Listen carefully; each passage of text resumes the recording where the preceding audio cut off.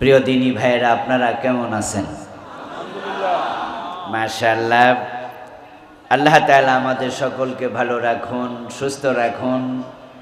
আমাদেরকে আল্লাহ যতদিন বাঁচিয়ে রাখবেন ঈমানের সাথে, সুস্থতার সাথে বাঁচিয়ে রাখুন, আমিন। আল্লাহ তাআলার পবিত্র দরবারে লাখো কোটি শুকরিয়া জ্ঞাপন করছে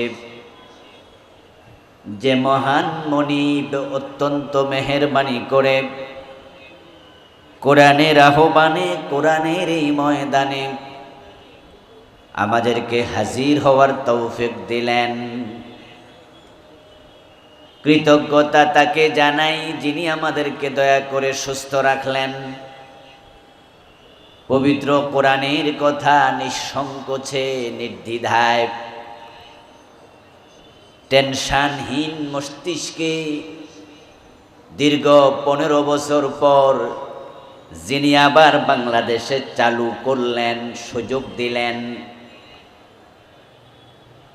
আমরা আলোচনা শুরুতে আমাদের সে মনিব আল্লাহ তাআলাকে শুকরিয়া জানাই, কৃতজ্ঞতা জানাই। সবাই মিলে জোরে জোরে একবার কালিমাত শুকর পড়ি, আলহামদুলিল্লাহ। দুরূদ ও সালাম বিশ্বনবী সাইয়্যিদুল মুরসালিন, ইমামুনা, কুদওয়াতুনা, হাবিবুনা, উসওয়াতুনা, সানাদুনা, তাবিবু কুলুবিনা, মুহাম্মাদুর রাসূলুল্লাহ সাল্লাল্লাহু আলাইহি ওয়াসাল্লামের প্রতি, সাহাবায়ে কেরাম ও শুহাদায়ে জামেরা আলা ইল্লিয়িন আল্লাহ তাআলার কাছে কামনা করছি, বলুন আমিন। প্রিয় দিনী ভাইয়েরা, আমি আপনাদের সম্মুখে পবিত্র কোরআন মাজিদ থেকে সূরাতুস সফ এর 9 নম্বর আয়াতে কারিমা তিলাওয়াত করেছি। প্রিয় নবীজি সাল্লাল্লাহু আলাইহি ওয়াসাল্লামের পবিত্র মুখ অনুসৃত ছোট ছোট দুখানা হাদিসে নববী পাঠ করেছি। আল্লাহ তাআলা তৌফিক দান করলে এখান থেকে কিছু কথা বলবো ইনশাআল্লাহ। মূলত সূরাতুস সফ এর 9 নম্বর আয়াতে কারিমাতে আল্লাহ তাআলা প্রিয় নবী মুহাম্মদুর রাসূলুল্লাহ সাল্লাল্লাহু আলাইহি ওয়াসাল্লামকে দুনিয়ায় কেন পাঠিয়েছেন সে বিষয়ে আলোচনা করেছেন। রাসূলুল্লাহ সাল্লাল্লাহু আলাইহি ওয়াসাল্লামের মতো মহামানবকে দুনিয়ায় পাঠানোর পিছনে আল্লাহর কোনো লক্ষ্য উদ্দেশ্য আছে না নাই? কোন উদ্দেশ্যে আল্লাহ রাসূল মুহাম্মদকে পাঠাইছেন সেটা উম্মত হিসাবে আমাদের জানা প্রয়োজন আছে না নাই? নবীকে মেনে চলা, অনুসরণ করা উম্মতের জন্য নফল না ফরজ? তাহলে যাকে মানা ফরজ তাকে জানাও ফরজ। যেই কোনো বিষয় মানা আগে না জানা আগে, না জানলে মানার মাঝে ভুল হওয়ার সম্ভাবনা, না জেনে মানতে গেলে মাঝে মাঝে বিপদ হয়। যারা গাড়ি চালায় তারা ড্রাইভিং শিখে আগে না চালায় আগে? না শিখে চালাতে গেলে অ্যাক্সিডেন্ট হবে কিনা? যারা ডাক্তারি করে তারা রুগী দেখে আগে না ডাক্তারি শিখে আগে? না শিখে চিকিৎসা করতে গেলে রুগী মারার সম্ভাবনা আছে না নাই? এজন্য নবী মুহাম্মদকে মানা যেমন ফরজ, মানার আগে জানাও ফরজ। রাসূল সাল্লাল্লাহু আলাইহি ওয়াসাল্লামকে অনুসরণ করতে হবে পুরা জীবনে। উনি যা বলেছেন আমরা তাই বলবো, উনি যা করেছেন আমরা তাই করব। উনি যখন করেছেন, যেভাবে করেছেন আমরা তখন সেভাবে করব। উনার জীবনের সাথে উম্মতের জীবন মিলাতেই এখন রাসূলের জীবনের উদ্দেশ্য যেটা, উম্মতের জীবনের উদ্দেশ্য সেটাই করতে হবে নাকি? রাসূল চলেন যেদিকে, উম্মত চলবে সেদিকে। তিনি হলেন রেলগাড়ির ইঞ্জিনের মতো, সামনে সামনে চলবে, আর আমরা হব রেলগাড়ির বগির মতো, ডাব্বার মতো। উনার সাথে অ্যাটাচ করে আমরা উনাকে ফলো করে জীবন চালাতেই হবে। উনি যেদিকে চলছেন আপনি উল্টা দিকে চললে জান্নাত পৌঁছা যাবে না।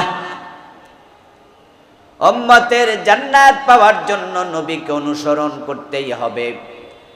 এখন রাসূলকে আল্লাহ যে জন্য পাঠাইছেন, রাসূলের জীবনের লক্ষ্য যেটা, উম্মত তাদের জীবনের লক্ষ্য বানাতে হবে সেটাই।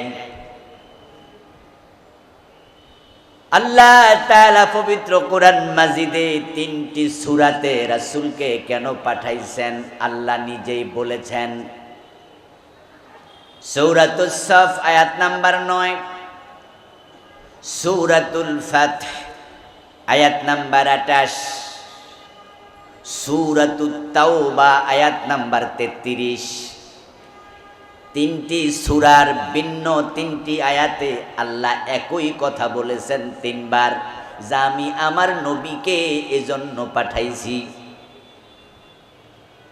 প্রিয় নবীজির জীবনের লক্ষ্য উম্মত আজকে বোঝে নাই, বুঝতে ব্যর্থ হয়েছে, অথবা যারা বুঝেছে তারা মানে না, মানতে ব্যর্থ হয়েছে। শুধু নবীর জীবনের লক্ষ্যটা না জানার কারণে 92% মুসলমানের বাংলাদেশে ইসলাম নাই, ইসলাম পাওয়া যায় না। যদি নবীর জীবনের লক্ষ্য উম্মত জানতো, তাহলে ধর্মনিরপেক্ষ সংবিধান দিয়া 53 বছর বাংলাদেশ চলার কথা না, অনেক আগে আল্লাহর কোরআনে বাংলাদেশ চলতো।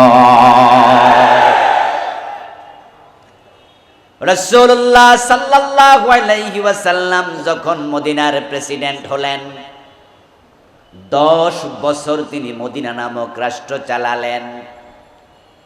আপনারা দয়া করে জবাব দিন যারা জানেন রাসূলুল্লাহ মন মতো চালাইছেন আল্লাহর কোরআন মতো? বাংলাদেশ চলছে 53 বছর, হিন্দু প্রেসিডেন্ট হয় নাই একজনও। এই 53 বছরে কোনো খ্রিস্টান প্রধানমন্ত্রী হয় নাই একজনও। এই 53 বছরের বাংলাদেশে কোনো বৌদ্ধ আইনমন্ত্রী হয় নাই একজনও। তাহলে 53 বছরের প্রেসিডেন্ট সব মুসলমান, প্রধানমন্ত্রী মুসলমান, আইনমন্ত্রী মুসলমান, দেশ চলছে ব্রিটিশ আইনে। এতে বোঝা যায় মুসলমানরা আল্লাহর কোরআন দিয়ে দেশ চালাতে হয়। নবী মুহাম্মদ যে কাজ করেছেন সে কাজ বুঝতে ব্যর্থ, অথবা বুঝেও তারা না বুঝার ভান করছে। আর যারা রাসূলকে অনুসরণ করে না তারা আসল উম্মত হতে পারে না।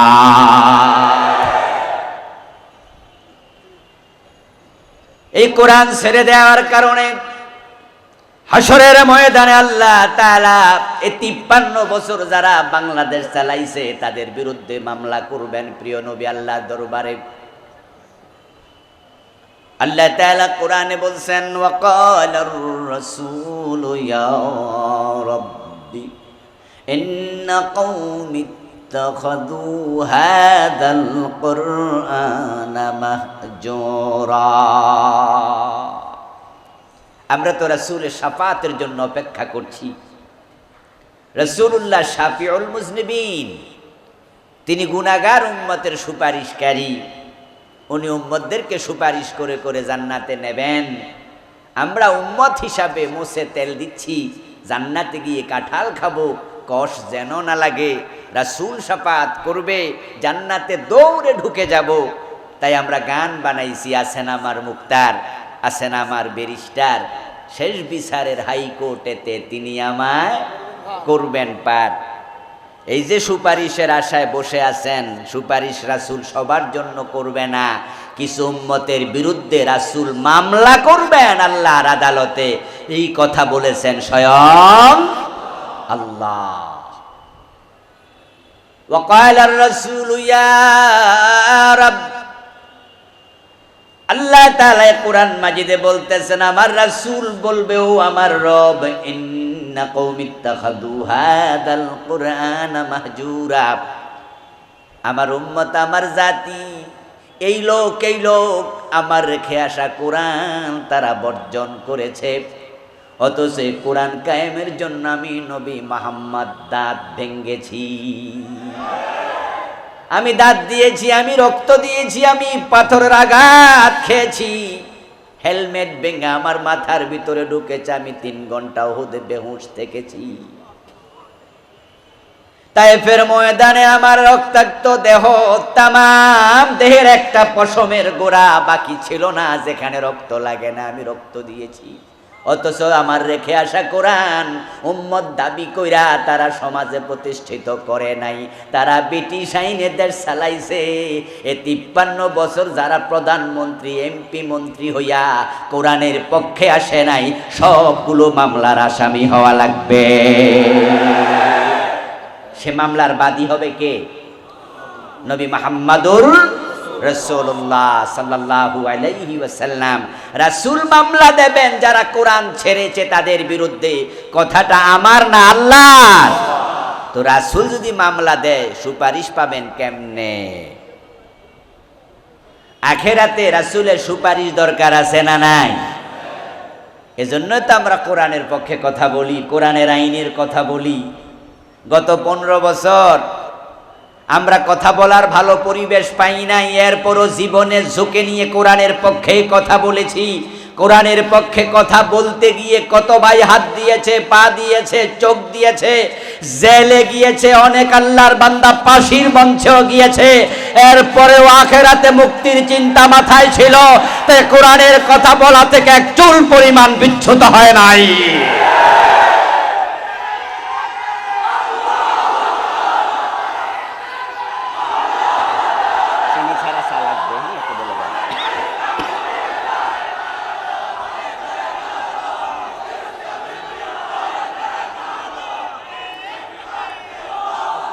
আমার প্রিয় ভাইয়েরা, আখিরাতে মুক্তির জন্য নবীর সুপারিশ দরকার আছে না নাই? রাসূলুল্লাহ সাল্লাল্লাহু আলাইহি ওয়াসাল্লামের সুপারিশ যদি পেতে চান এখনো কোরআনের পক্ষে আসা দরকার আছে না নাই? প্রিয় নবী সাল্লাল্লাহু আলাইহি ওয়াসাল্লামকে অনুসরণ অনুকরণ না করলে উম্মত হওয়া যাবে না।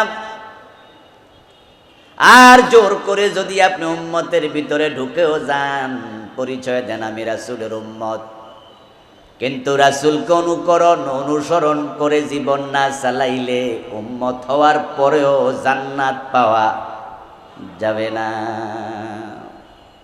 রাসূলের উম্মত জাহান্নামী হবে এমন উম্মত আছে না নাই? বরং এ জাতীয় উম্মতের সংখ্যাই বেশি, যারা উম্মত হওয়ার পরও জাহান্নামী। কথাটি আমার নয়, এই কথাটিও বলেছেন আমাদের প্রিয় নবীজি। কালান নবী সাল্লাল্লাহু আলাইহি ওয়াসাল্লাম তাফতারিকু উম্মতি আলা 73 মিল্লাহ। প্রিয় নবীজি বলছেন আমার উম্মত তারা 73 দলে বিভক্ত হয়ে যাবে। কুল্লুহুম ফিন্নারি ইল্লা ওয়াহিদা। 73 দলের মাঝে 72 দল হবে জাহান্নামী। তাহলে জান্নাতি হবে কয় দল? একটু দয়া করে কথা বলুন, জান্নাতি কয় দল? জাহান্নামী কয় দল? তাহলে উম্মতের মাঝে জান্নাতি বেশি না জাহান্নামী বেশি? কারা জাহান্নামী হবে? قال النبي صلى الله عليه وسلم كل امتي يدخلون الجنه। অন্য হাদিসে রাসূলুল্লাহ ব্যাখ্যা করছেন আমার সব উম্মত জান্নাতি ইল্লা মান আবা। তবে অস্বীকারী উম্মত তারা জান্নাতি হবে না, জাহান্নামী হবে। ওই হাদিস আর এই হাদিস দুটার সামনে আনলে বোঝা যায় অস্বীকারী উম্মতের সংখ্যাই বেশি। আমার সব উম্মত জান্নাতি, কিন্তু অস্বীকারী উম্মত জাহান্নামী। কালু মান ইয়া রাসূলুল্লাহ, সাহাবারা প্রশ্ন করলেন, ইয়া রাসূলুল্লাহ, অস্বীকারী উম্মত আবার কে? প্রিয় নবীজি জবাব দেন, মান আতাআনি দাখালাল জান্নাহ ওয়া মান আসানি ফাকাদ আবা। যে ব্যক্তি আমি নবীকে অনুকরণ করে জীবন চালাবে সে হবে জান্নাতি, আর যে আমি নবীকে অনুসরণ করে ব্যক্তি জীবন, পারিবারিক জীবন, রাষ্ট্রীয় জীবন, আন্তর্জাতিক জীবন সাজাবে না, উম্মত দাবি করার পরও সে হবে জাহান্নামী। এই 53 বছর যারা দেশ চালাইছে তারা কি রাসূলুল্লাহর মদিনার 10 বছর কোরআনের আইন অনুসরণ করে বাংলাদেশটা কোরআন দিয়ে চালাইছে? চালায় নাই। বিপদ বিপদ। জান্নাতে তো সোজা না। হাসতে হাসতে পান চাবাতে চাবাতে জান্নাতে পৌঁছা যায় না, জান্নাতে যাওয়া কঠিন। এই জান্নাতের পথে চলতে গিয়ে নবী ইব্রাহিমকে অগ্নিকুণ্ডে নিক্ষিপ্ত হওয়া লেগেছে। এই জান্নাতের পথে চলতে গিয়ে বেলালকে গলায় রশি পরা লেগেছে। এই জান্নাতের পথে চলতে গিয়ে আমির হামজা কলিজা দিতে হয়েছে। এই জান্নাতের পথে চলতে গিয়ে হযরত ইমাম হুসাইনকে কল্লা দিতে হয়েছে। নবী মুহাম্মদ সাল্লাল্লাহু আলাইহি সাল্লামের মতো মহামানবকে দাঁত দিতে হয়েছে। আর আপনি ভাবছেন যে হাসতে হাসতে জান্নাত পাওয়া যায়? এত সোজা না। এই 53 বছর আল্লাহর কোরআন দিয়ে দেশ চলছে না। এজন্য যারা কোরআন বোঝে, ইসলাম বোঝে, তারাই তো তারা কখনো নিশ্চিন্তে ঘুমায় না, টেনশন করছে। এদিকে একবার যায়, ওদিকে একবার যায়, মানুষের বাড়িতে বাড়িতে যায়, বুঝাতে চায় কোরআনের কথা বলছে। পরিবেশ পক্ষে থাকুক আর বিপক্ষে থাকুক, চাকরি চলে যায়, জীবন চলে যায়, থামে না। তারা জান্নাতে যাওয়ার আগ পর্যন্ত থামবে না, তাদেরকে থামানো যাবে না। জান্নাত পাওয়া অত্যন্ত কঠিন কাজ। قال النبي صلى الله عليه وسلم شد الناس بلاء الأنبياء ثم الأمثل فالأمثل।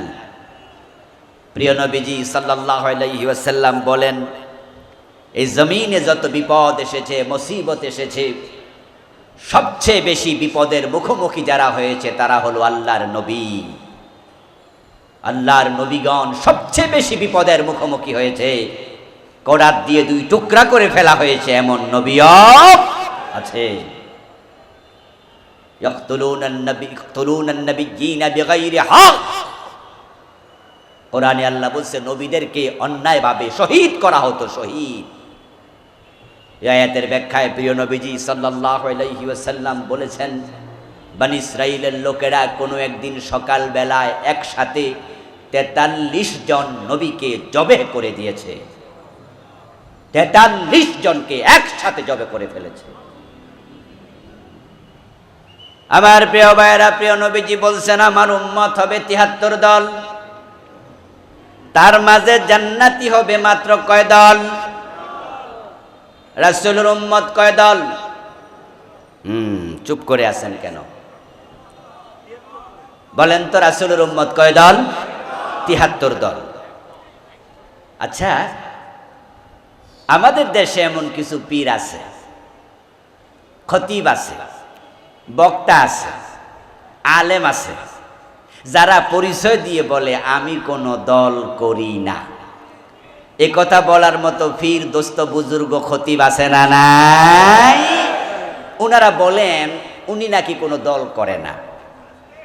প্রিয় নবীজি বলতেছেন আমার উম্মত 73 দল, আর উনি কয় উনি কোনো দলে নাই। তাহলে বোঝা গেল রাসূলের উম্মতের ভিতরে উনার নামটাই নাই।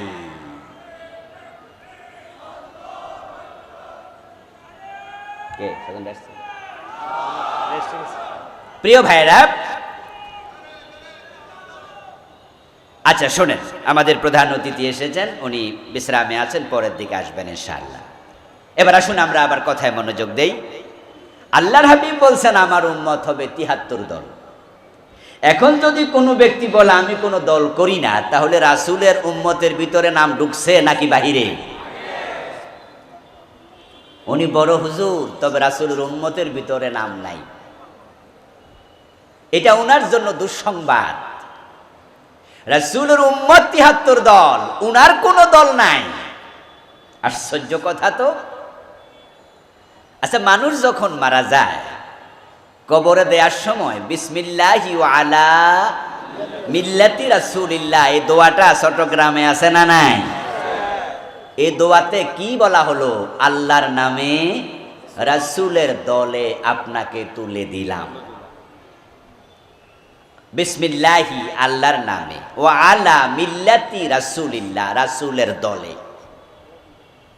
এখন যে হুজুর আজীবন কইছে আমি কোনো দল করি না, এখন এই হুজুরের জন্য কি দোয়া চলবে না নতুন দোয়া বানাইতে হবে?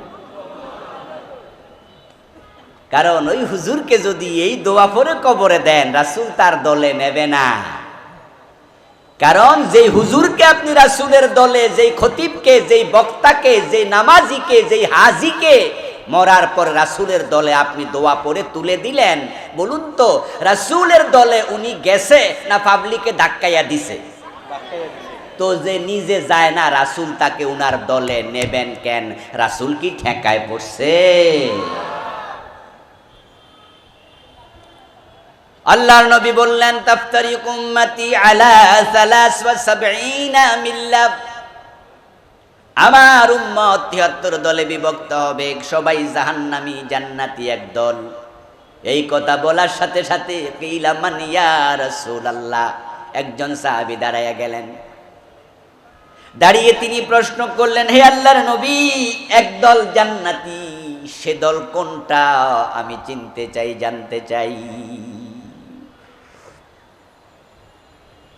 যেই সাহাবী এ প্রশ্ন করলেন, বোঝা যায় জান্নাতে যাওয়ার বড় শখ ওই সাহাবীর ছিল। তাই তিনি ভাবলেন ৭২ দলে ঢুকা গেলে তো উপায় নাই। এখন জান্নাতি দল যদি একটা হয়, আমি সেটা জানতে চাই, চিনতে চাই। ও নবী, সে দল কোনটা আপনি বলেন। আজকের মাহফিলে আপনারা যারা আছেন, যদি জান্নাতে আপনিও ঢুকতে চান, জান্নাতি দল সেনা আপনারও দরকার আছে না নাই? তাহলে এই প্রশ্নটা ওই সাহাবীর একা না, এই প্রশ্নটা আমাদেরও প্রশ্ন। ও রাসূল, জান্নাতি দল কোনটা? ক্বালা মা আনা আলাইহি ওয়া আসহাবী। প্রিয় রাসূল জবাব দেন, আমি নবী মুহাম্মদ এবং আমার সাহাবারা যেই মত, যেই পথের উপরে প্রতিষ্ঠিত, যদি তুমি সেই মত, সেই পথের উপর প্রতিষ্ঠিত হতে পারো, তুমিও হবে জান্নাতি। মা আনা আলাইহি, আমি নবী যার উপর, তুমি আসবে তার উপর। ও আসহাবী, এবং আমার সাহাবারা যার উপর প্রতিষ্ঠিত, তুমি সেখানে আসো। অমুক দল তমক দল রাসূল বলেন নাই, বলেছেন আমি যার উপর, তুমি আসবে তার উপর। এই যে আল্লাহর হাবিবের হাদিস, এটার ব্যাখ্যা কি? এটার ব্যাখ্যা আল্লাহ কোরআন মাজিদে দিয়েছেন। কারণ আমার রাসূল বানায়া কোনো কথা বলতেন না, জাতি আল্লাহ ওহী নাজিল করেছে, রাসূলুল্লাহ কোরআনের ব্যাখ্যা করতেন, কোরআন রাসূলের কথার ব্যাখ্যা করত। আল্লাহর নবী আবার কিসের উপর প্রতিষ্ঠিত? আল্লাহ বলতেছে, কুল ইন আত্তাবিউ ইল্লা মা ইউহা ইলাইয়া ইন্নী আখাফু ইন আসাইতু রাব্বি আযাব ইয়াউমিন আযীম। হে নবী মুহাম্মদ, আপনি বলে দিন আমার সাহাবারা, উম্মতেরা শোনো, যেই ওহী আমার উপর নাজিল হয়, ওই ওহীর উপরে প্রতিষ্ঠিত থাকতে আমি নবী বাধ্য। যেই ওহী আল্লাহ পাঠায় সেটা মানতে আমি নবী বাধ্য। ইন্নী আখাফু ইন আসাইতু রাব্বি আযাব ইয়াউমিন আযীম। যদি আমি আমার রবের কথার বাহিরে যাই, ওহির বাহিরে চলি, কিয়ামতের কঠিন আযাবের দিনের ভয় আমিও করি। যদি আল্লাহর কথার বাহিরে যাই, হাসরের দিন আল্লাহ আমাকেও রেহাই দেবেন না।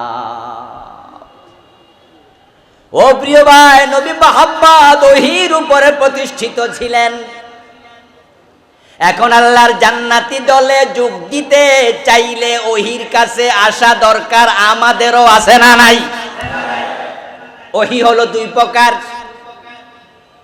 একটা হলো ওহি মাতলু যেটার নাম হলো কোরআন, আর একটার নাম ওহি গায়রে মাতলু যেটার নাম হলো হাদিস। যেই হাদিস রাসূল বলেছেন এটা উনি মন মতো বলেন নাই, এটাও আল্লাহর পাঠানো ওহি। আল্লাহর নবী ওহির উপর প্রতিষ্ঠিত, সাহাবারা ওহির উপরে প্রতিষ্ঠিত। এখন সেই ওহি আমরা ছেড়ে দিছি, এই ওহি দিয়ে এখন সংসদ চলে না। এ কোরআন হাদিস দিয়া গণভবন, বঙ্গভবন, সংসদ ভবন, টিওনো office, DC office, SP office, high court, supreme court, এই কোরআন দিয়া অর্থনীতি, সমাজনীতি, রাজনীতি কিচ্ছু চলে না। এই কোরআন এখন শুধু মসজিদ আর মাদ্রাসায় আছে। ওই মসজিদ মাদ্রাসাও এখন আর কোরআন দিয়ে চলে না। হক কথা বললে, কোরআনের কথা বললে ইমাম সাহেব ফেরো, খতিব সাহেবেরও চাকরিটা থাকে না। এই 15 বছর জালেমেরা মসজিদের সভাপতির সবগুলা পদ দখল করেছে। এই জালেমদের কারণে সভাপতি, সেক্রেটারি দৌড়াতে খতিবরা হক কথা বলা বন্ধ করে দিয়েছে, হক কথা বলার পরিবেশ পায় নাই। এই 15টা বছর মাহফিলে এসে বক্তারাও স্বাধীনভাবে কথা বলতে পারে নাই। অসংখ্য মাহফিল বক্তার সামনে থেকে মাইক কেড়ে নেওয়া হয়েছে, বক্তাদেরকে ওপেন হুমকি দিয়েছে, ধমক দিয়েছে। কোরআনের কথা বলার পরিবেশই ছিল না এই 15-17টা বছর। কোরআনকে তারা পরিত্যক্ত বানিয়েছিল। অথচ প্রিয় নবীজি ওহির উপর কেমন ভাবে প্রতিষ্ঠিত এবার শুনুন। একজন মহিলা সোর ধরা পড়ছিল রাসূলুল্লাহর জামানায়, যখন তিনি মদিনার প্রেসিডেন্ট ছিলেন। ওই মহিলা ছিলেন অবিবাহিতা এবং তিনি ছিলেন সম্ভ্রান্ত বংশের নারী। এর আগে কোনো চোরের হাত কাটার বিধান প্রিয় নবীজি দেনও নাই। এই বিধান তখন নাজিল হলো মাত্র। আল্লাহর হাবিব বললেন তার হাত কেটে দাও। সাহাবায়ে কেরাম একসাথ হয়ে 2-5 গল্প করছেন, পরামর্শ করছেন। তারা বললেন এই মহিলার যদি হাত কেটে দেয়া হয়, অবিবাহিতা নারী, বিবাহ হওয়ার সম্ভাবনা আর নাই। হাত কাটা দেখলে মানুষ বিয়ে করতে চাইবেই না, তার বংশের চেহারায় চুনকালি লাগবে। এজন্য কে আছো রাসূলুল্লাহকে একটু অনুরোধ করো, এই আইন তিনি আপাতত যেন স্থগিত রাখেন, অন্য শাস্তি দেন। কিন্তু আবু বকর, ওমর, ওসমান, আলী রাদিয়াল্লাহু তাআলা আনহুম কেউ সাহস করে না রাসূলের কাছে যেতে। সবাই মিলে কয় যায়েদের ছেলে ওসামা, রাসূল তাকে বড় ভালোবাসে, রাসূলের নাতি, পালক পুত্রের ছেলে ওসামাকে বলো, ওসামা রাসূলের কাছে গিয়ে যেন সুপারিশটা করে। ওসামা ছোট মানুষ, অন্যান্য সাহাবীদের পরামর্শের আলোকে রাসূলের কাছে গিয়ে বললেন, দাদা যান, ওই মহিলার হাত না কেটে অন্য কোন শাস্তি দেয়া যায় কিনা একটু ভেবে দেখেন।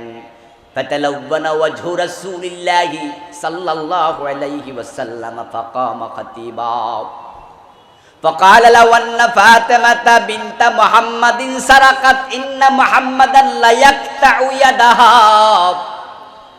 ওসামা বিন জায়েদ যখন বললেন না না দাদা অন্য শাস্তি দেয়া যায় কিনা, রাসূলুল্লাহর চেহারাটা সাথে সাথে রাগে গোসায় লাল হয়ে গেল।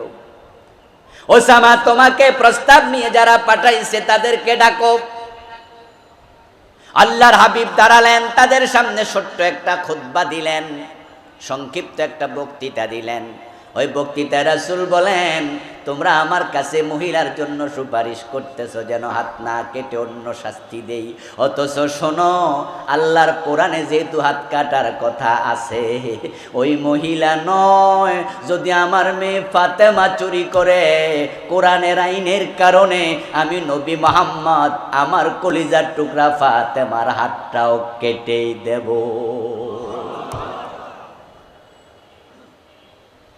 আমি ফাতেমাকে ছাড় দিতে পারবো না, কারণ আমি যদি আল্লাহর কথার বাহিরে যাই হাসরের দিন আল্লাহ আমাকেও ছাড়বে না। ওহির বাহিরে যাওয়ার কোনো অধিকার নবী মুহাম্মাদেরও নাই। আমার রাসূল যদি উনার মেয়ে ফাতেমা চুরি করলে তার হাত কাটার ব্যাপারে ধৈর্যহীন কণ্ঠে ঘোষণা দিয়ে থাকেন, এবার আপনাদের জবাব দিতে হবে বাংলার ভাইরা, 53 বছরে আমরা কয়জন চোরের হাত কাটছি? এই দেশে চোর আছে না নাই? এই যে 53 বছরে একজনেরও হাত কাটলেন না, হাসরের ময়দানে রাসূলের সামনে চেহারা দেখাবেন কেমনে? আমার রাসূল সেদিন বলবে কোরআন তারা পরিত্যাগ করেছে। এই জন্য তো আমরা স্লোগান দেই আল্লাহর আইন চাই, সৎলোকের শাসন চাই। কারণ আল্লাহর আইন যখন কায়েম হয়ে যাবে তখনই চোরের হাত কাটা শুরু হবে। চোরের হাত কাটার জন্য দেশে আল্লাহর আইন দরকার আছে না নাই?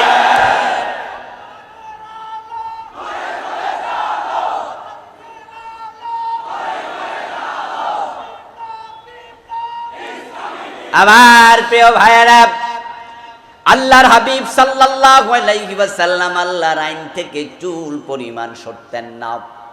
আর আমরা 53 বছর ওই আইনের ধারে কাছেও নাই, অথচ সবাই আবার রাসূলের সাথে জান্নাতে যাওয়ার স্বপ্ন দেখছি।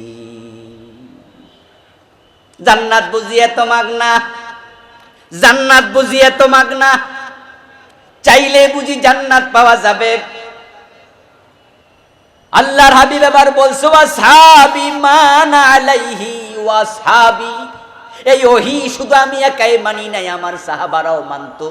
তোমরা জান্নাতে যেতে চাইলে সাহাবীদের মতো মানো।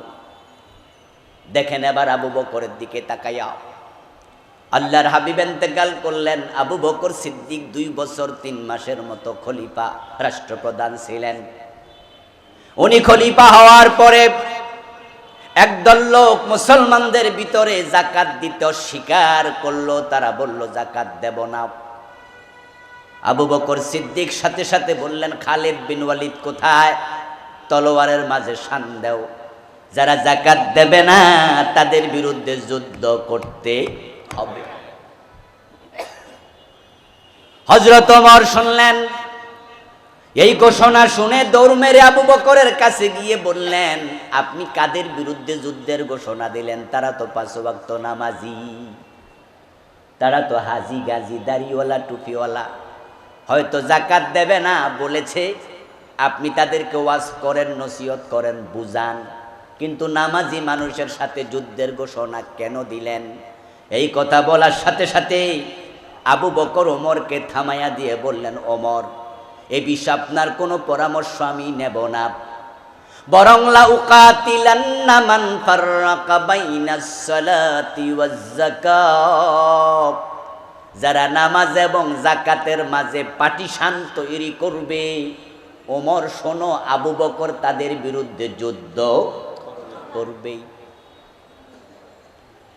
এরপর এবার আবু বকর আর একটু আগায়া বলছে লাউ মানাউনি কালান কানু ইওয়াদুনাহু ইলা রাসূলিল্লাহি লাকাতালতুহুম আলা মানঈ।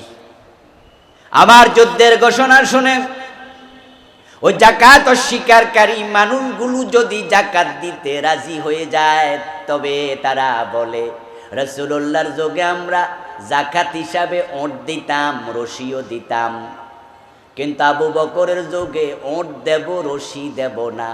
রাসূলের যুগে গরুর যাকাত, গরু দিতাম, বেদে নেয়ার জন্য মদিনা পর্যন্ত রশিও দিতাম, কিন্তু আবু বকরের যুগে শুধু গরু দেব, রশি দেব না। আমি আবু বকর রশির জন্য জেহাদ করব। রাসূলের ইসলামের মাঝে সামান্য হেরফের আবু বকর সহ্য করবে না।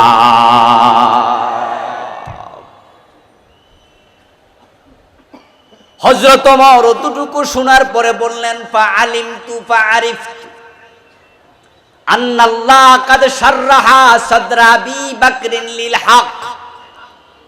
আবু বকরের অন্তরকে আল্লাহ ইসলামের জন্য খুলে দিয়েছেন। আবু বকরের শেষ কথা শুনে আমি বুঝতে পারছি আমি ভুল বুঝেছি, আবু বকর ঠিক বুঝেছে। কারণ রাসূলের ইসলাম যেমন আমাদের ইসলামও হবে হুবহু তেমন। তাই তারা আজকে বলবে রশি দেব না, কালকে বলবে যাকাত দেব না, পরশু বলবে নামাজি পড়ব না। এটা চলতে দেয়া যাবে না। যারা যাকাত দিতে স্বীকার করল, আবু বকর যুদ্ধ ঘোষণা করলেন। এবার আপনাদের কাছে আমার প্রশ্ন, প্রিয় ভাইয়েরা, 53 বছর বাংলাদেশে রাষ্ট্রীয়ভাবে যাকাত উসুল হয়েছে কয় বছর? আবু বকর রাষ্ট্রীয়ভাবে যাকাত উসুল করার জন্য লোক পাঠালেন, যারা দিল না তাদের বিরুদ্ধে যুদ্ধ করলেন। আর 53 বছরের বাংলাদেশে রাষ্ট্রীয়ভাবে যাকাত উসুল হলো না, আর আমরা নাকে তেল দিয়া ঘুমাই। আবু বকর যদি থাকতেন, বাংলাদেশে যারা যাকাত দিচ্ছে না তাদের বিরুদ্ধে যুদ্ধ ঘোষণা করতেন। যাকাত আদায় করা ফরজ, এটা রাষ্ট্রের জন্য আবশ্যক। তুখাযু মিন আগনিয়াইহিম ফাতুরাদ্দু ইলা ফুকারাইহিম। প্রিয় নবীজি সাল্লাল্লাহু আলাইহি ওয়াসাল্লাম বলেছেন, ধনীদের থেকে যাকাত উসুল করা হবে, গরিবের মাঝে বন্টন করা হবে। এটা রাষ্ট্রের দায়িত্ব। সূরা হজের মাঝে আল্লাহ বলেছেন, আল্লাযীনা ইম্মাক্কান্নাহুম ফিল আরদি আকামুস সালাহ ওয়া আতাউয যাকাত ওয়া আমারু বিল মা'রুফ ওয়া নাহাউ আনিল মুনকার। যদি কোনো জায়গায়, কোনো জমিনে আমি আল্লাহ মুসলমানদেরকে রাষ্ট্র ক্ষমতা দেই, তাদের জন্য আমি আল্লাহর 4টা দায়িত্ব প্রদান করা হলো। আমি আল্লাহর পক্ষ থেকে 1 নাম্বার আইন করে তারা নামাজ কায়েম করবে। 53 বছরের বাংলাদেশে নামাজ পড়ুন, নামাজ পড়ো। পীর সাহেব বলে নামাজ পড়ো, হুজুর বলে নামাজ পড়ো, ইমাম বলে নামাজ পড়ো, সবাই বলে পড়ো। কিন্তু ফজরের টাইমে মসজিদে গেলে মসজিদে খালি 1 কাতার, 2 কাতার, 1.5 কাতার, আধা কাতার।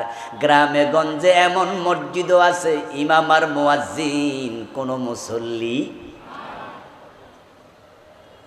মাগরিবের টাইমে দেখবেন মসজিদে নামাজ পড়ে বের হয়ে বারান্দায় দাঁড়ায়, মসজিদে আসছে কতজন, দোকানে আছে কত হাজার। মন চাইলে নামাজ পড়ে, মন চাইলে পড়ে না। জাতীয় মসজিদ বাইতুল মুকাররমে গিয়ে দেখবেন দোতলায় নামাজ চলছে, নিচতলায় দোকানদারি চলছে, দোকান বন্ধ করে না। কিন্তু ইসলাম যখন আসবে, কোরআন যখন কায়েম হবে, আজানের সাথে সাথে দোকান বন্ধ করতে বাধ্য করা হবে। যারা দোকান বন্ধ করবে না, ব্যবসার লাইসেন্স বাতিল হবে, দৌড়ে জেলে ঢুকানো হবে। ইমাম আবু হানিফা, শাফি, মালিক, আহমদ ইবনে হাম্বল রাহিমাহুমুল্লাহ 4 ইমাম একমত, যদি বালেগ লোক নামাজ না পড়ে তাকে জেলে দিতে হবে। এই আইন যদি বাংলাদেশে শুরু হয়, তাহলে 6 মাস 1 বছরের ব্যবধানে মসজিদে যাওয়ার বলা লাগবে না, বরং বাজারের মসজিদে 3 বার 5 বার 10 বার জামাত হবে, মুসল্লি জায়গা দেয়া যাবে না।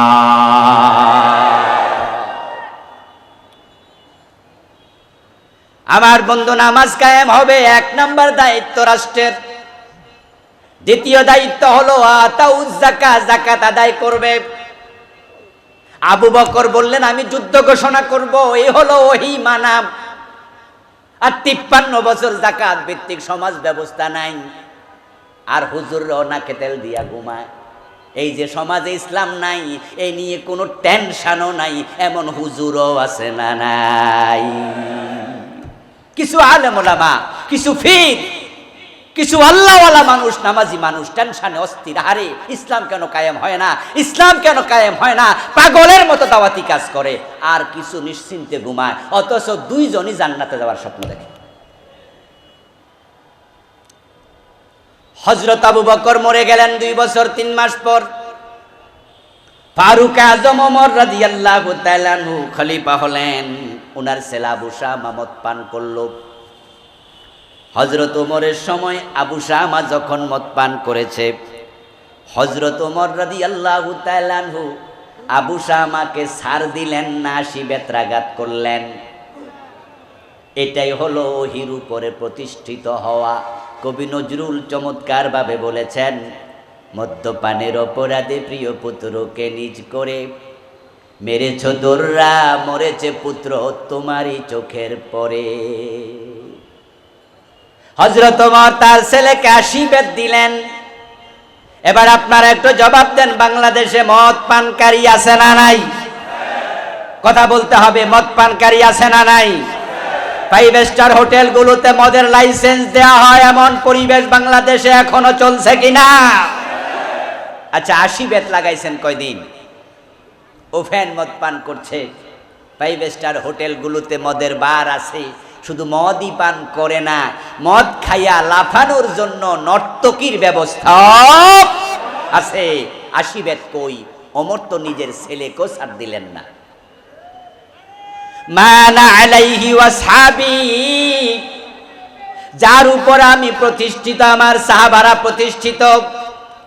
আবু বকর রহিমেনে দেশ চালাইছে, ওমর রহিমেনে অর্ধ দুনিয়া চালাইছে। আজকের মাহফিলের সম্মানিত প্রধান অতিথি, আলহামদুলিল্লাহ, বীর চট্টলার ইসলামী আন্দোলনের সম্মানিত সিপাহ সালার, চট্টগ্রাম মহানগরী বাংলাদেশ জামাত ইসলামীর সম্মানিত আমির, সাবেক সংসদ সদস্য, নন্দিত জননেতা জনাব শাহজাহান চৌধুরী হাফেজাহুল্লাহ মোহতারাম এসেছেন। ইনশাআল্লাহ আমার আলোচনার শেষে ইনশাআল্লাহ তিনি কিছু কথা বলবেন, আমরা ইনশাআল্লাহ। বলছিলাম প্রিয় ভাইরা, হযরত ওমর অর্ধ দুনিয়া চালালেন। কবি নজরুল বলেছেন, অর্ধ পৃথিবী করেছ শাসন, ধুলার তখ্তে বসে, খেজুর পাতার প্রাসাদ তোমার বারে বারে গেছে খসে। ওমরের সময় পারস্য বিজয় হয়েছে, রোম সাম্রাজ্য বিজয়ী হয়েছে হযরত ওমরের সময়। পৃথিবীর অর্ধেকটা তিনি পরিচালনা করেছেন দীর্ঘ 10 বছর। আপনাদের কাছে একটু জানবো, দয়া করে জবাব দিন, ওমর যখন দেশ চালাইলেন মন মতো চালালেন না কোরআন মতো? তো মা আনা আলাইহি ওয়াসহাবি, জান্নাতি দল একটাই, যে দল ওহির উপর প্রতিষ্ঠিত, আমি নবী আমার সাহাবাদের মতো। এখন আপনারাও যদি জান্নাতে যেতে চান, আল্লাহর কোরআনের উপর, ওহির উপরে আমাদের বাংলাদেশকে প্রতিষ্ঠিত করা দরকার আছে না নাই? সে সুযোগ এবার আল্লাহ আমাদের করে দিয়েছেন। এমন সুযোগ 53 বছরে আসে নাই। অগাস্ট বিপ্লবের মাধ্যমে, জুলাইয়ের আন্দোলনের মাধ্যমে এই কোরআনকে সংশোধনে আর সুযোগ এবার আল্লাহ নিজে করে দিয়েছেন। আপনারা জানেন যে এই বিপ্লবের কারণে সংবিধানের অনেকগুলো ধারা বর্তমানে স্থগিত আছে। যেমন প্রধানমন্ত্রীর ধারাটা চলমান না স্থগিত? মন্ত্রী পরিষদ যেটা, ওদের কার্যক্রম কি চলমান না স্থগিত? এমনই ভাবে অনেকগুলো ধারা এখন অচল, কারণ বিপ্লবটা সংবিধান মেনে হয় নাই। যিনি দেশ ছেড়ে পালায়া গেছে তিনিও সংবিধান মেনে পালান নাই। যেহেতু সংবিধানের অসংখ্য ধারা স্থগিত আছে, এই বিপ্লবের মাধ্যমে আল্লাহ আমাদের সুযোগ করে দিয়েছেন। অন্তর্বর্তীকালীন সরকারকে আমরা বাধ্য করতে পারি, তারা যদি গণভোটের আয়োজন করে আমরা সে পরিবেশ তৈরি করতে পারি। 92% মুসলমান যদি বিপ্লবের পক্ষে আবার নতুন করে দাঁড়ায়, সাধারণ কোন বিপ্লব চাই না, আমরা কোরআনের বিপ্লব চাই। এই সংবিধানকে 100% মুলতবি করে সরাসরি কোরআনকে সংবিধানে রূপান্তরিত করা যাবে।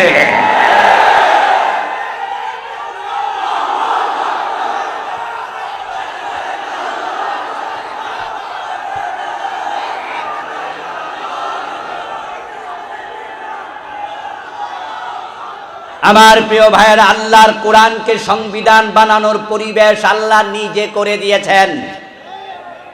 অগাস্ট বিপ্লব কোনো মানুষ করেনি, এই বিপ্লব করেছেন সরাসরি আরশের মালিক। আমাদের কলেজে পড়ুয়া, স্কুলে পড়ুয়া, বিশ্ববিদ্যালয়ে পড়ুয়া, মাদ্রাসায় পড়ুয়া যে ছাত্ররা রাস্তায় নেমেছিল বৈষম্য বিরোধী আন্দোলনে, তাদের মাঝে এমন অনেকে ছিল যারা আন্দোলন বোঝে না, কোটা বোঝে না, বৈষম্য বোঝে না। আমরা আজকের পত্রিকায় দেখেছি 105 জন শিশু জীবন দিয়েছে এই আন্দোলনে। ওরা আসলে আন্দোলনও বোঝে না, ছোট মানুষ, শিশু।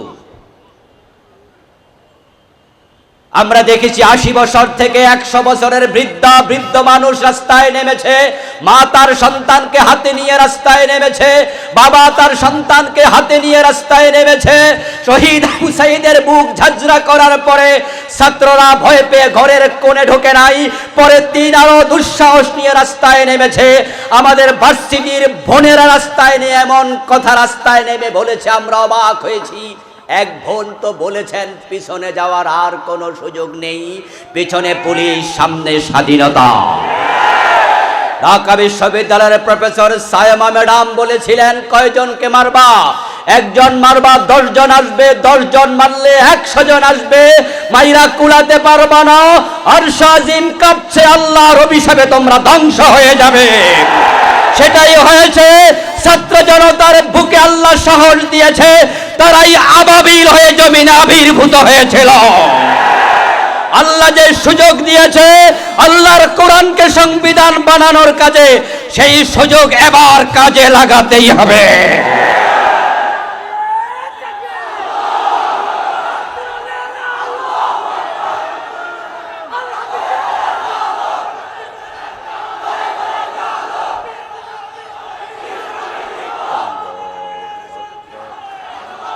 আমার প্রিয় ভাইরা, আল্লাহর কোরআনের পক্ষে আসলে জান্নাত পাওয়া যায়। এবার জান্নাতে যাওয়ার সুযোগ আল্লাহ নিজে করে দিয়েছেন। এবার জান্নাতে যাওয়ার সুযোগ মিস করা যাবে না। আল্লাহর দেয়া সুযোগ যদি এবার বাংলার মানুষ মিস করে, আল্লাহর আদালতে মামলার আসামি হওয়া লাগবে। সুম্মা লাতুসআলুন্না ইয়াওমাইযিন আনিন নাঈম। জামাত ইসলামীর মতো বিশাল রাজনৈতিক সুশৃঙ্খল দল বিগত 15 বছরে সরকার পতন করার মতো কোনো আন্দোলন গড়ে তুলতে পারেনি। বিএনপির মতো এই বিশাল দল বিগত 15 বছরে সরকার পতন করার মতো কোনো আন্দোলন গড়ে তুলতে পারেনি। বরং আমরা অনেকটা হতাশ হয়ে গিয়েছিলাম। আমরা ভেবেছি কিচ্ছু আর করা যাবে না। আর যারা ক্ষমতায় ছিল তারাও ভেবেছিল তাদেরকে সরানোর মতো ক্ষমতাও কারো আর নাই। তাই তারাও ঘোষণা করেছিল ভিশন 2041। মনে আছে না নাই? তারা ঘোষণা করেছে 2041। এর মানে কি দাঁড়ালো? তারা বুঝেছে ওই পর্যন্ত কেউ সরাইতে আর। তাদের একজন কেন্দ্রীয় নেতা তো কিছুটা টিপ্পনী কেটে বলেছিলেন যে কিসের আন্দোলন, এবছর না ওই বছর মানুষ বাঁচে। এই কথাগুলো এখনো রেকর্ডে আছে কিনা? এই কথার মাঝে আপনি কিসের গন্ধ পান? গন্ধপান আন্দোলন হবে না। তারা ক্ষমতায় আছে, তারাই থাকবে 41 পর্যন্ত। এজন্য আমি বলছি, এবার অগাস্ট বিপ্লব মানুষ করেনি, মানুষ হয়েছিল হতাশ, স্বয়ং আল্লাহ করেছে। এবং তার সবচেয়ে বড় আরেকটি দিক কি শুনুন, ছাত্রদের দাবি ছিল 9 দফা। কোটা আন্দোলন থেকে আসলো 9 দফায়। 9 দফার পরে আন্দোলনটা রূপ নিল কয় দফায়? ওই 1 দফায় যে দাবিটা ছিল সেটা কি সরকার পালিয়ে যাক না পদত্যাগ? তাহলে দেখেন, আমরা চেয়েছিলাম সরকারের পদত্যাগ, কিন্তু আরশের মালিক বলে না। যেই পরিমাণ জুলুম তারা বাংলাদেশে করেছে, আলেম ওলামাদের উপর যে পরিমাণ জুলুম করেছে, কোরআনওয়ালা কোরআন প্রেমিক মানুষকে বিনা অপরাধে যুদ্ধাপরাধী বানায়া ফাঁসির রশিতে ঝুলিয়েছে, 3.5 লাখ মসজিদের খতিবের কণ্ঠনালী চেপে ধরেছে, তাদের অনুমতি ছাড়া তাফসীর মাহফিলে কথা বলা যেত না। আল্লাহ চেয়েছেন পদত্যাগ না, তাদেরকে এই দেশে আল্লাহ থাকতে দেবেন না।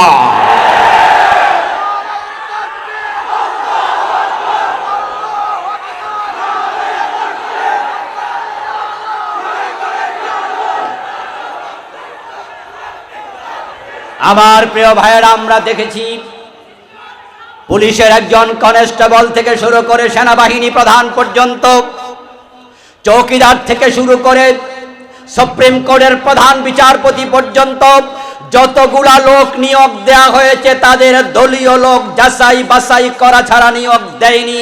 ক্ষমতাকে এতটা পাকাভুক্ত করার পরে পালাতে হবে কেন? আমরা তো পালাতে বলিনি, বরং যারা নিয়োগ দিয়েছে তাদের সেনাবাহিনীর প্রধান বলেছে, ম্যাডাম ৪৫ মিনিটের বেশি সময় নাই, নিজের রান্না করা খাবারটা খেয়ে যাওয়ার সময় দেয়া হয় নাই। তার কলিজার ভিতরে ভয় ঢুকিয়ে দিয়েছেন কে? আগস্ট বিপ্লব যে আল্লাহ নিজে করেছেন, সে আল্লাহর কোরআনের পক্ষে এবার ঐক্যবদ্ধ হওয়ার বিকল্প। আলহামদুলিল্লাহ, ইতিমধ্যে আমরা এদেশে কোরআনের বিপ্লবের গন্ধ পাচ্ছি। এদেশের মানুষ এখন ইসলামী আন্দোলনের প্রতি তাদের আশা আকাঙ্ক্ষা আগের চেয়ে ১০০ গুণ বাড়িয়ে দিয়েছে। সাধারণ মানুষের কণ্ঠে কোরআনের বিপ্লবের ধ্বনি শোনা যাচ্ছে। এখন প্রয়োজন আলেম ওলামাদের ইখতিলাফ ভুলে গিয়ে এক মঞ্চে উঠে যাওয়া। আমরা যদি ইসলাম ওয়ালারা এক হতে পারি, বিশেষ করে আলেমরা যদি আমরা এক জায়গায় আসতে পারি, আগামীর বাংলাদেশ হবে ইসলামের বাংলাদেশ। ইখতিলাফ আমরা আগে করেছি, কিছু ইখতিলাফ এখনো করছি। ইসলামের কিছু মাসআলার ইখতিলাফ কিয়ামত পর্যন্ত থাকবে। এটা ইসলামের ডাইভার্সিটি, এটা ইসলামের সৌন্দর্য। সাহাবীদের মাঝেও ছোটখাটো কিছু ইখতিলাফ ছিল। চার মাযহাবের ইমাম যদি সব মাসআলায় একমত হতেন, মাযহাব ৬০টা হওয়ার দরকারও ছিল না।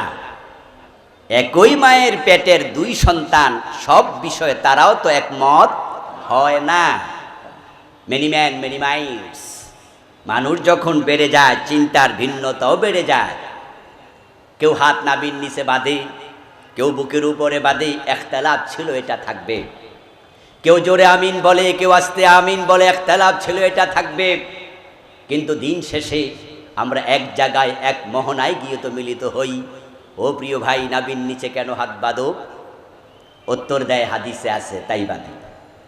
জিজ্ঞাসা করা হলো, আপনি ভাই বুকের উপরে হাত কেন বাঁধেন? একই উত্তর, হাদিসে আছে তাই বাঁধি। প্রশ্ন করা হয়, আপনি আমিন কেন জোরে বলেন? উত্তর দেয়, হাদিসে আছে তাই জোরে বলি। আপনি কেন আমিন আসতে বলেন? তিনিও বলে, হাদিসে আছে তাই আসতে বলি। ইখতিলাফ যেখানে থাকুক, সব জায়গায় দলিল কোরআন হাদিসে খুঁজি। কোরআন হাদিস নিয়ে তো কোনো ইখতিলাফ নাই, যে কোরআন হাদিস নিয়ে আমরা ঐক্যবদ্ধ আছি। ইখতিলাফের জায়গায় ইখতিলাফ রেখে ওই কোরআনকে সংশোধনের ব্যাপারে আলেমরা যদি এক হয়ে যায়, জালেমরা লেজ তুলে পালিয়ে যাবে ইনশাআল্লাহ।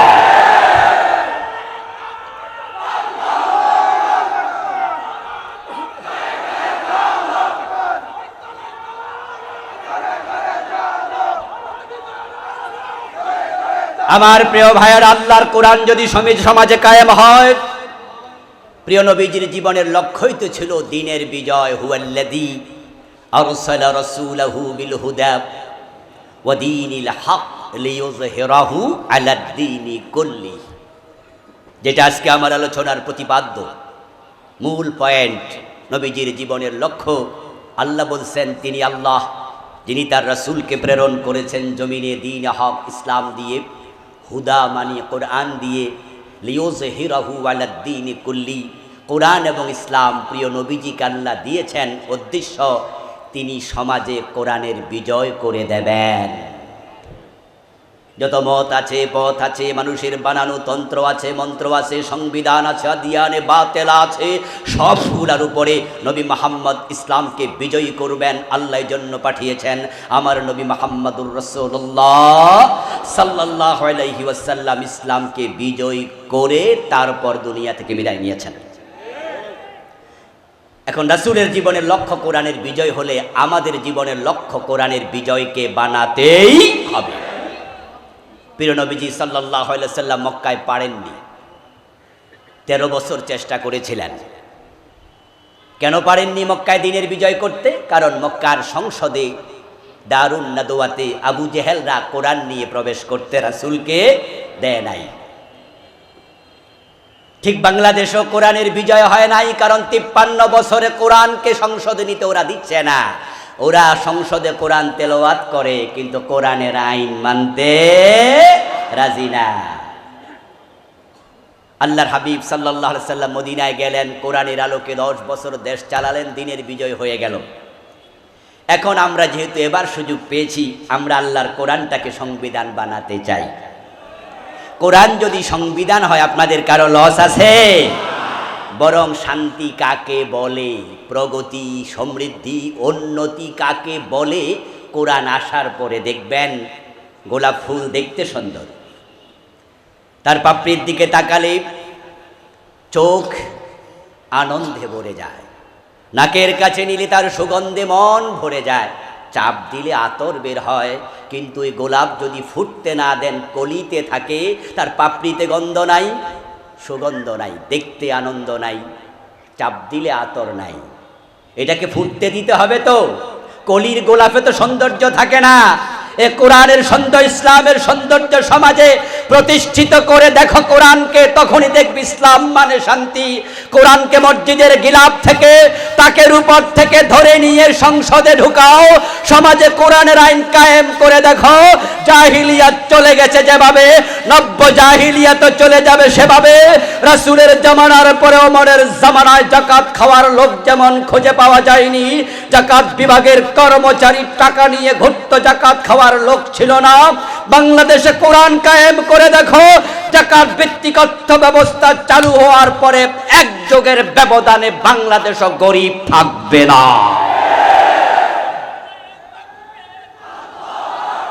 আমার প্রিয় ভাই, সেজন্য প্রয়োজন হচ্ছে কোরআনকে নিয়ে সামনে এগিয়ে যাওয়া। আজকের এই মাহফিল থেকে আমরা আমাদের যত মত আছে, পথ আছে, সব ভুলে গিয়ে, যত ইখতিলাফ আছে, কেউ কিয়াম করে, কেউ কিয়াম করে না, কেউ ঈদে মিলাদুন নবী পালন করে, কেউ সিরাতুন নবী পালন করছেন। এখানে আহলে হাদিসের ভাই আছেন, হানাফি আছেন, আমরা এক একজন এক এক চিন্তায়, দর্শনে আছি, কিন্তু কোরআন সুন্নাহর ব্যাপারে যেহেতু আমরা এক, এইবারে কমপক্ষে কোরআনের ব্যাপারে এক হয়ে যাব। ইনশাআল্লাহ বিপ্লব কোন জালেমরা ঠেকাতে পারবে না। আল্লাহ আমাদের সকলকে দিন বিজয়ের মানসিক ঐক্যবদ্ধ হওয়ার তৌফিক দান করুন, বলি আমিন। হাদা মা ইনদি ওয়াল ইলমু ইনদাল্লাহ আলাইহি তাওয়াক্কালতু ওয়া ইলাইহি উনীব।